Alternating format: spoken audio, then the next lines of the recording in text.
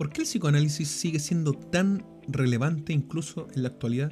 ¿De qué manera el psicoanálisis pudo entrar en la cultura occidental y quedarse instituido como parte de su entramado sociocultural?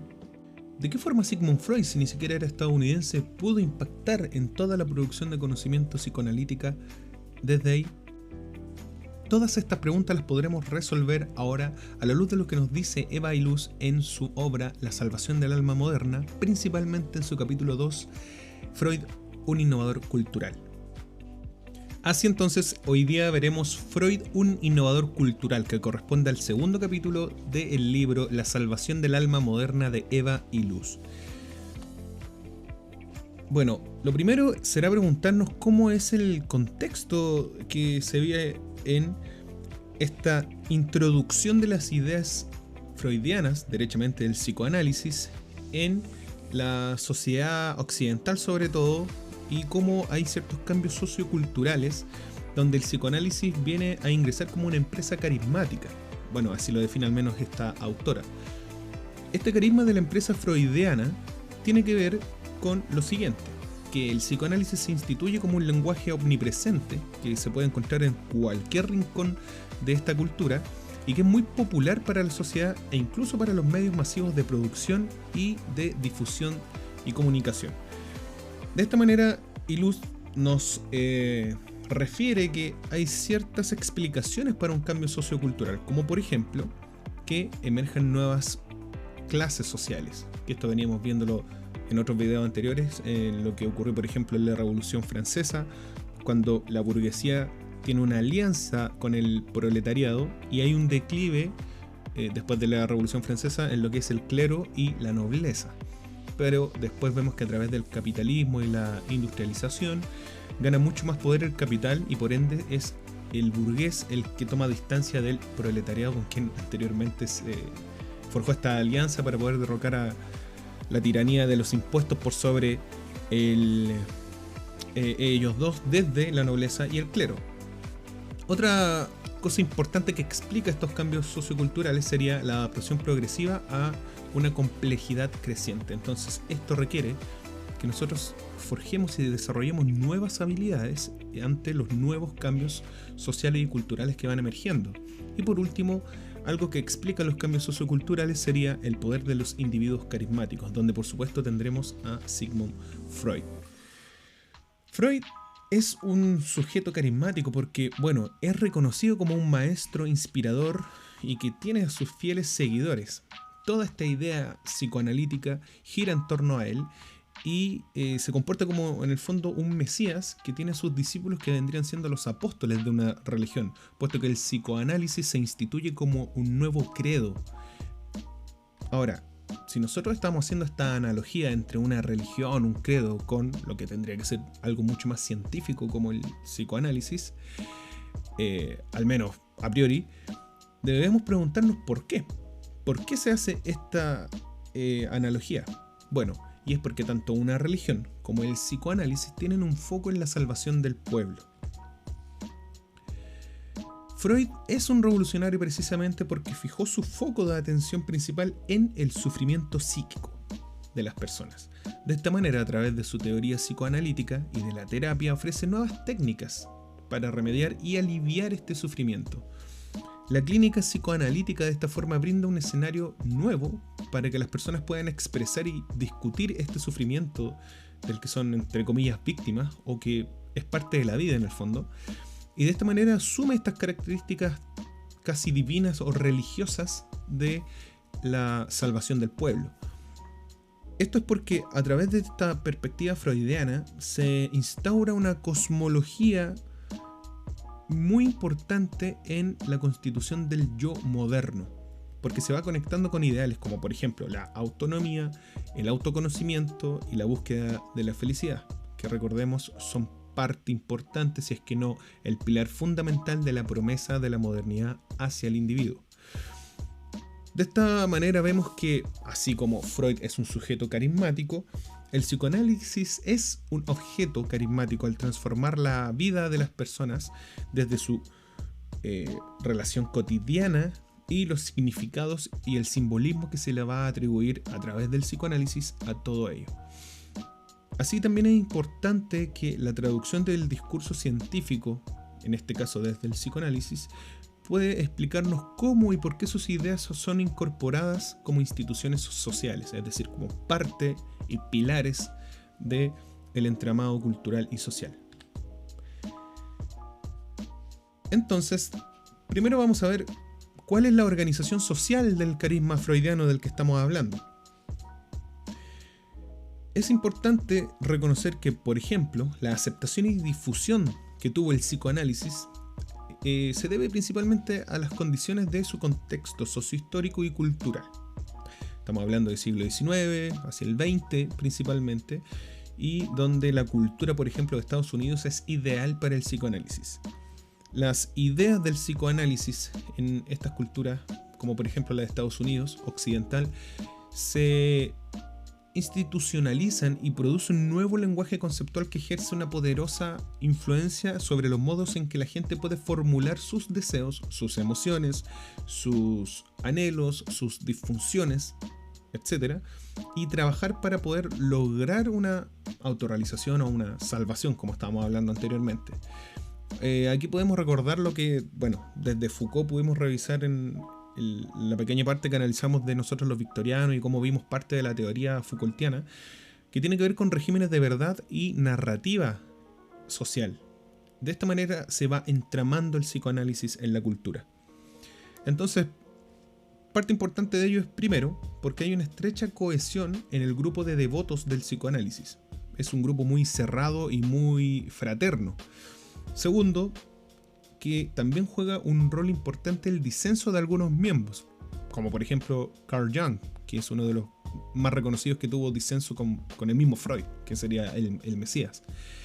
Y la estructura internacional del psicoanálisis temprano, que poco a poco fue extendiendo sus redes. Así, vemos cómo hay una especie de escuela que se va formando y una doctrina psicoanalítica. Por ejemplo, entre 1902 y 1906 vemos en el texto que se instauró lo que fue titulado como Noche de los Miércoles, que eran reuniones informales donde se reunían distintas personas dedicadas al psicoanálisis y que, por ejemplo, como parte de esta doctrina de la que estamos hablando, tenía como requisito la presentación de un artículo. Este era como un rito de iniciación para que esta persona que ha presentado el artículo después fuese aceptado como miembro de esta Noche de los Miércoles. Entonces pasamos de esta informalidad a dar algunos pasos un poco más formales en lo que fuese una organización. Como por ejemplo en 1928 se crea un plan de estudios oficial para capacitar a psicoanalistas en Berlín. Mientras tanto, esta Sociedad de los Miércoles, ¿verdad?, de la que estábamos hablando al inicio, es rebautizada como Sociedad Psicoanalítica de Viena. Ya al menos con el nombre ya suena bastante distinto y bastante más institucionalizado y que por supuesto tendrá un mayor alcance social y cultural, incluso en el ámbito de lo científico. Y es importante cómo este mensaje o la idea psicoanalítica se va difundiendo, como por ejemplo en términos internacionales, a través de la Asociación Psicoanalítica Internacional. Ahora, ¿por qué hablaba en su momento de que era importante el rol que jugaron los disidentes?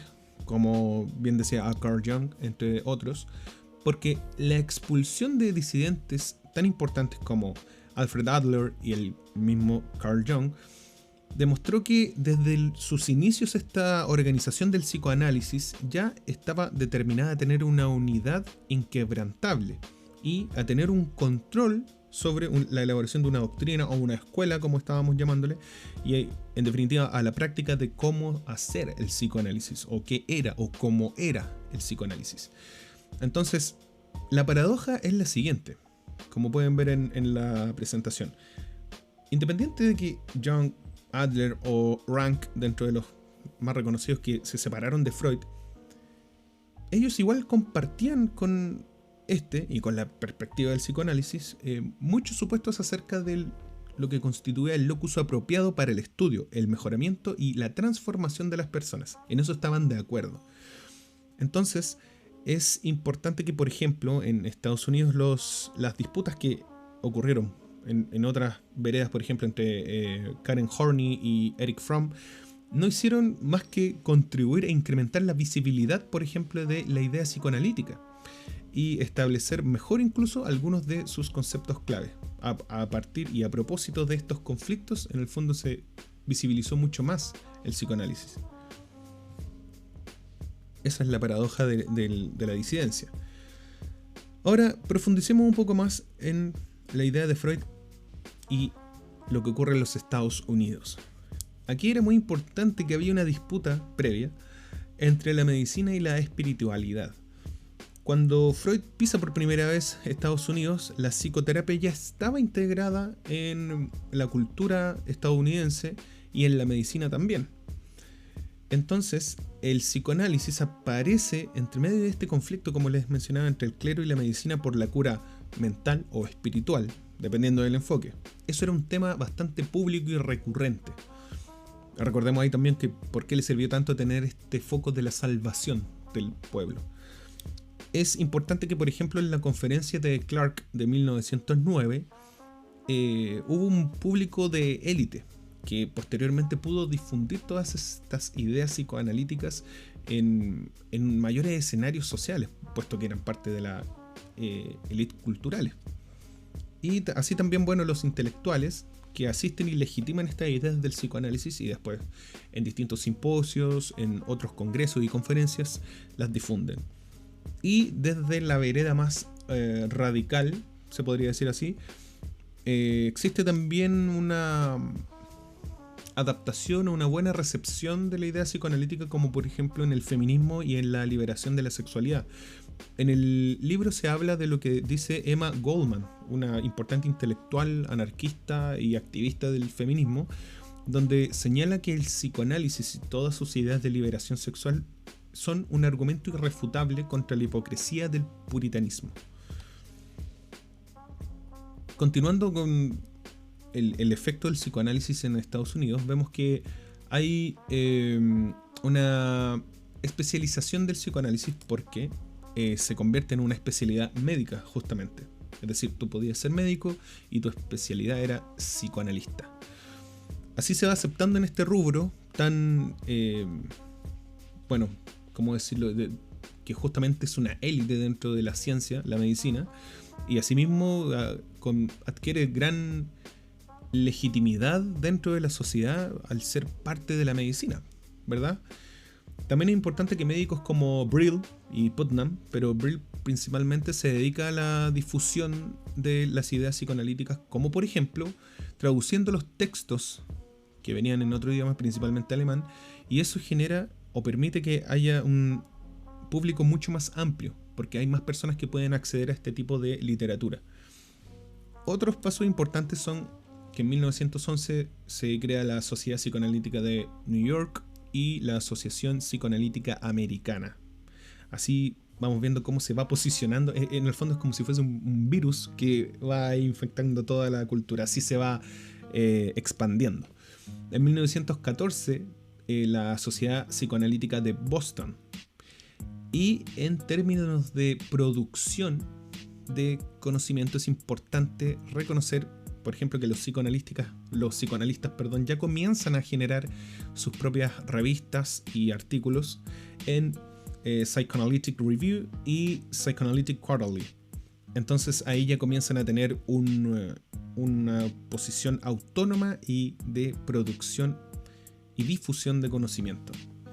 Entonces esto por supuesto que se ve apoyado y que va generando distintas redes de contacto, de poder, de saber, de producción de conocimiento y va ampliando los recursos con los que cuenta el psicoanálisis. Otro punto importante de por qué el psicoanálisis ingresó tan bien en esta cultura occidental, principalmente en Estados Unidos, es porque tuvo un auge luego de cada una de las guerras mundiales, la primera y la segunda, por los tratamientos que tuvo y la preocupación por la salud mental de veteranos de guerra que sufrieron traumas por explosión o cualquier otro tipo de experiencia traumática que sabemos que genera cualquier tipo de conflicto bélico. Entonces, además, o por lo mismo, o con ocasión, existe un alza en los psicólogos clínicos en universidades y de esta manera se instituyen como un grupo profesional y legitimado. Así, estas ideas psicoanalíticas se representan en sociedad como una ciencia social, pero que es mucho más popular que otras, puesto que es más cercana al público. Entendamos que el psicoanálisis en sí ya busca atender directamente al paciente en este caso y buscar la salvación de este individuo que sufre a propósito de su biografía, de su historial familiar, de sus experiencias traumáticas, entre otras. Por lo mismo es mucho más cercano. Y además, si le sumamos la autoridad científica que va logrando el psicoanálisis, podemos entender por qué logró posicionarse tan bien en este espacio de la cultura estadounidense. Bien, entonces demos otro paso a ver cuál es la matriz cultural freudiana, a propósito de lo que nos dice Eva y Luz. Bueno, la popularidad en Estados Unidos podríamos comprenderla dentro del análisis de este capítulo de Freud, un innovador cultural, en que el psicoanálisis, por ejemplo, confronta las normas sexuales establecidas y preestablecidas. Asimismo, genera una nueva narrativa de lo que uno puede conversar a través de un lenguaje híbrido entre disciplina, mitos y ciencia.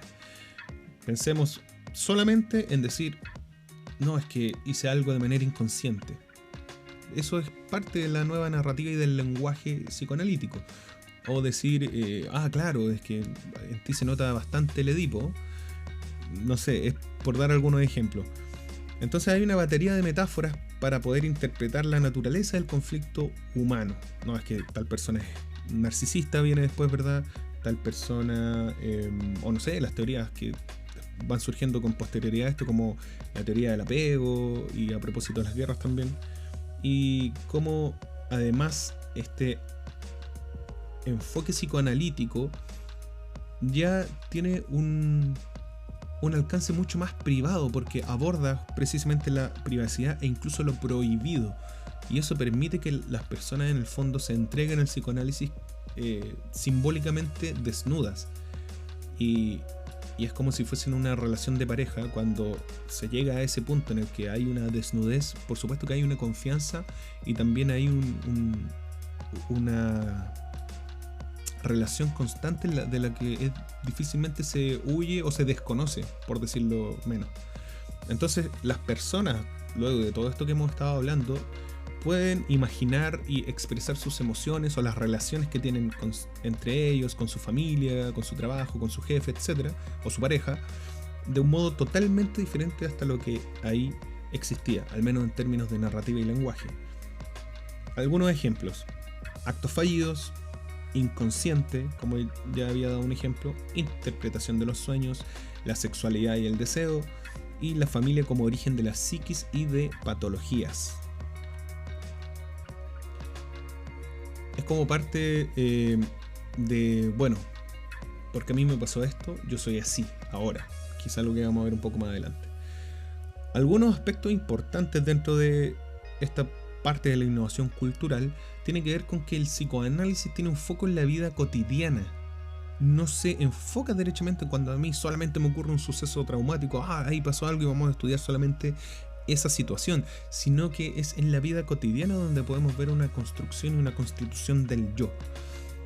Por ejemplo, hay una innovación narrativa en lo que es el lapsus linguae, o que podemos entender como el acto fallido. Ese momento cuando yo, por ejemplo, quiero decir perro y digo perro, perro. Y en el fondo, bueno, a través de la asociación libre, que es algo que también vimos en clase, podemos ir reconociendo parte del inconsciente. Se define de hecho el acto fallido como una de las vías de acceso al inconsciente, además de la interpretación de los sueños y de la asociación libre. De esta manera, indagar en lo cotidiano y conferirle glamour a lo que se encuentra sin novedad, a lo que da lo mismo, es digno de atención e interpretación por parte del psicoanálisis. Y no solo del psicoanálisis, sino que esto también se extrapola hacia el individuo cotidiano en la sociedad, porque hay una necesidad de autointerpretación de lo que hace y de lo que no hace. Esto implica una base filosófica muy importante que tiene el psicoanálisis, que te orienta a cuestionar todo, y que tiene que ver hasta cierto punto con la duda metódica, por ejemplo, cartesiana, donde en el fondo a través de la duda metódica de todo yo puedo llegar a un mayor conocimiento de la realidad, y en este caso sería de nosotros mismos. También es importante ver cómo Freud sería un homólogo cultural de Marx. Recordemos que, de hecho, en bastante literatura de ciencias sociales se reconoce a tres maestros de la sospecha, que sería uno Friedrich Nietzsche, otro Karl Marx y el otro sería Sigmund Freud. Y en este caso vemos esta homologación entre lo que es Marx y Freud, puesto que ambos le otorgan valor y lucha, y la lucha de los humanos la ven en ciertas esferas. Por ejemplo, Marx ve que el valor y la lucha de los humanos se encuentra en la esfera del trabajo, a través de toda su teoría y toda su propuesta tanto filosófica como político y económica. Y Freud ve que el valor y la lucha de los humanos se encuentra en la esfera de lo doméstico, como antes había dicho, en la formación del yo. Otra cosa importante es que el psicoanálisis tiene el foco en la familia. Como ya les había comentado, la familia es el origen de cómo soy yo, del yo. De hecho, bueno, quienes lo hayan podido ver en otros textos o como lo vimos anteriormente en El malestar en la cultura, el mismo super yo tiene mucho del ideal del yo y tiene que ver con el complejo de Edipo también. ¿Qué es lo que hubiese hecho mi padre, verdad? O también cómo me hubiese castigado a mi padre, o cómo yo me hubiese enfrentado a través de una pulsión agresiva contra esa autoridad, pero al no poder hacerlo se introyecta en mí y genera este super yo con la misma intensidad con la cual yo quería descargar esta pulsión agresiva hacia el exterior. Entonces el psicoanálisis es una narrativa de la familia, puesto que implica una conformación de la individualidad y la identidad por la biografía del sujeto. En la medida de que yo no soporté tal cosa en mi interacción con mis padres, o con mi padre, con mi madre, hoy en día soy de tal forma, soy una persona con tendencias narcisistas, sufro de ansiedad, mi sexualidad es de tal forma, no lo sé. Y ahí, bueno, parte importante es el complejo de Edipo, como les había señalado ya, por dar un ejemplo en la ligadura que tiene con el super yo y la estructura familiar que existe en este tipo de sociedades como la estadounidense y las occidentales son idóneas para este tipo de teoría psicoanalítica, por la conformación que, bueno, todavía no salía de este conservadurismo y uniformidad. Otro punto importante, y a propósito de lo que vimos al comienzo, es la narrativa de la salvación.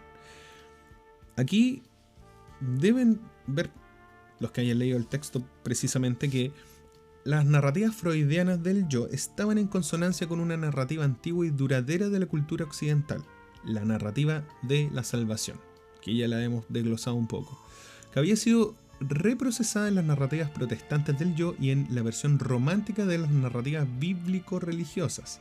Ese era el nexo que vimos al inicio. Entonces la matriz cultural freudiana ofrecía una nueva perspectiva con respecto a cómo puedo salvar al yo a través de categorías culturales gemelas de la patología y la normalidad, teniéndolos como polos, pero a su vez también es importante que lo veremos que también comienza a desdibujar este límite que desde siempre existía entre lo enfermo y lo normal o lo sano.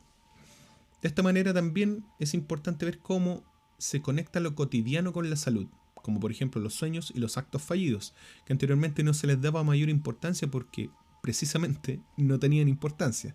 Y ese es un gran cambio, una innovación en la cultura que propone la teoría freudiana. Entonces, ya como cambios bastante radicales e importantes de las ideas de Freud, tiene que ver, por ejemplo, con la normalización de la perversión y de la homosexualidad.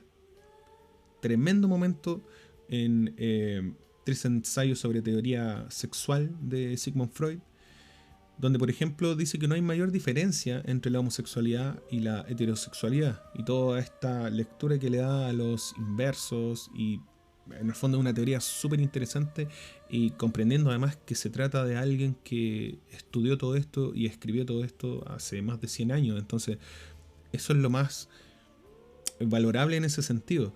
Entonces, también propone que la sexualidad no es un tema de si es natural o no, que desde algunas perspectivas intolerantes frente a las nuevas transformaciones o identidades sexuales se propone como de que hay algo que no es natural y todos esos argumentos. Él más bien dice que es algo de elección y que por natura no venimos nosotros determinados a. Así también vemos que hay una abolición de las grandes diferencias entre patología y normalidad. Un tremendo ejemplo de ello es que Freud diga que todos somos neuróticos. Es decir, desde el momento en que ya nadie está sano, es muy importante que ya este límite que yo le había advertido se va desdibujando. Entonces ya, ¿cómo tú puedes abogar de que no, yo soy sano, yo soy mejor que tú? No lo sé. Freud de esta manera hizo de la normalidad una categoría culturalmente escurridiza. Por lo mismo, si ya somos todos neuróticos, ¿de qué manera vamos a ser normales? Y si este límite entre la conducta neurótica y la conducta saludable se veía irremediablemente desdibujado, entonces todos los deseos y todas las acciones podían ser signos de una psiquis problemática, inmadura, conflictiva y neurótica. Es decir, todos nos vemos afectados a este sufrimiento psíquico de alguna u otra forma, en mayor o en menor grado. Pasando ya a otro de los pilares fundamentales de lo que propone Illouz, está la postura hermenéutica del psicoanálisis. Primero, entender que la hermenéutica es una técnica o modo de interpretación, método de interpretación, principalmente de textos, pero aquí hagamos la lectura desde lo que es la hermenéutica psicoanalítica. ¿Por qué? Porque los actos fallidos y los sueños, por ejemplo, son dignos de atención para Freud porque estaban dotados de un significado que debía ser sacado a la luz a través de una laboriosa actividad que tiene que ver con esto de la producción y el otorgar significado o simbolismo a algo que en realidad es latente. Eso se ve mucho en la interpretación de los sueños cuando se habla del contenido manifiesto, es decir, lo que es, por supuesto, lo que todos pueden ver o entender, y el contenido latente, que es aquel que hay que interpretar. En este caso, el psicoanálisis como interpretación y producción de sentido y significado. El inconsciente es lo que define principalmente al yo, y por lo mismo se genera en la cultura una necesidad de autointerpretación, que por ejemplo toma gran relevancia lo que son los mecanismos de defensa y se va instituyendo en la sociedad conceptualizaciones tales como negación, resistencia, sublimación y la narrativa de la personalidad también, lo que ya hemos hablado antes. Yo soy narcisista, yo soy depresivo, yo soy inverso, yo soy etcétera. Entonces todo esto tiene un impacto cultural enorme, porque según Freud, la represión de los deseos instintivos podía destruir la capacidad del yo de afirmar su autoridad. El remedio para ello, desde el psicoanálisis, era buscar las fuentes ocultas del conflicto y de ese modo descubrir las condiciones bajo las cuales el yo podía recuperar su poder. Desde un punto de vista cultural, esta búsqueda de las fuentes inconscientes del conflicto era altamente productiva, en el sentido de que cualquier cosa podía ser significativa. Entonces vemos cómo lo que ya hemos hablado de ver nuestra biografía, hablando desde la perspectiva del paciente, y de cómo fue mi construcción o mi relación con mi familia, va a generar lo que soy actualmente. Entonces el pasado es como un fantasma que estructura y explica el presente. Y también es importante como todos estos constructos teóricos y toda la idea psicoanalítica, también, por supuesto, a propósito del sistema económico y cultural imperante en las sociedades occidentales, es industrializado. Como por ejemplo, que la salud emocional o la inmadurez emocional implica un éxito social o no. Y así se promueven muchas ideas acerca de, por ejemplo, la inteligencia emocional a futuro, por supuesto, de este momento en que surge la idea psicoanalítica en Occidente, pero ya el solo hecho de que la salud emocional implica éxito social tiene que ver con cómo la industria utiliza este impacto que tiene la el psicoanálisis en la cultura para sus propios fines. Y una de las cosas más importantes que tiene, por supuesto, la innovación de Freud en la cultura tiene que ver con el foco que tiene en el placer sexual, puesto que otorga sentido a las ansiedades culturales frente a las diversas transformaciones en sexualidad, género y las identidades que van surgiendo. Hay una flexibilidad en la estructura social, precisamente en la esfera de la sexualidad, que permite esta emergencia de un nuevo lenguaje. Recordemos lo que habíamos visto en Foucault a propósito de la tensión y la hipocresía en nosotros los victorianos. Freud trabaja con eso mismo, puesto que la sexualidad implica identidad. Piensen, por ejemplo, en cuántas veces se habrá dicho de que habían ciertos manuales matrimoniales de cómo comportarse, qué hacer, qué no hacer, cuándo hacerlo, cuándo no hacerlo, pero después a la revisión de muchos escritos, muchos diarios de muchas personas que después incluso morían, se podía ver que en realidad no se seguía al pie de la letra, y eso le sirve mucho a la teoría psicoanalítica para potenciar su empresa en este caso, puesto que ahí se ve que la represión de los deseos o de las pulsiones en este caso viene desde el inconsciente y es la cultura la que comienza a tener este conflicto con lo que imponía a través de estos manuales, pero independientemente de ello igual se rompían esos estándares culturales para poder satisfacer ciertas pulsiones. Entonces eso se instituye como una hipocresía. Y también es importante que en la cultura cada vez se separa más la sexualidad para la reproducción con la sexualidad por sí misma, que se orienta al placer. Y eso, por ejemplo, se ve evidentemente en la baja de la tasa de natalidad que existía en ese entonces. De esta forma, independientemente de que Freud dice que puede ser perjudicial la total satisfacción pulsional sexual frente a lo que nos impone la cultura, aún así promueve la libertad ante la represión sexual y promueve la búsqueda del placer. Y también es importante cómo va abordando conceptos que antes no se planteaban, como por ejemplo la sexualidad en los niños, supeditado por supuesto a mucho conflicto y crítica al inicio, la neurosis común en todos los humanos y la bisexualidad innata, es decir que si yo después me considero heterosexual no es más que porque lo elegí y no porque yo nací o venía determinado a hacerlo. Asimismo, si soy homosexual. Entonces, esto es un método racional de autoconocimiento. Freud combina la individualidad y la cultura racional, puesto que el psicoanálisis es un método racional que impone el autoconocimiento a través del uso de una mirada imparcial sobre uno mismo, recordando todo lo que es la autointerpretación y el otorgarle sentido a lo cotidiano. Esto es un proceso de autoexamen que confiere finalmente la libertad y el dominio de sí, al poder comprender en definitiva cuál es la identidad del yo. Entonces esto también tiene una analogía con el proyecto socrático del conócete a ti mismo, que implica tener control de la vida psíquica por el yo desde la vereda psicoanalítica. Y bueno, ya casi terminando, ¿cuál es el romance que existe entre la psicología y la cultura popular a la luz de lo que va proponiendo el psicoanálisis? Bueno, principalmente que trabaja sobre las inseguridades y ansiedades culturales y que de la mano también va constituyéndose una consolidación de géneros industriales que por supuesto no dejan pasar la idea del psicoanálisis. Por ejemplo, la literatura de autoayuda, los psicólogos, psicoanalistas, médicos u otros ligados a todo lo que es este ámbito científico, no solo son expertos en esa ciencia, sino que también son guías morales. Te dicen cómo vivir o de qué manera podemos vivir mejor entre todos.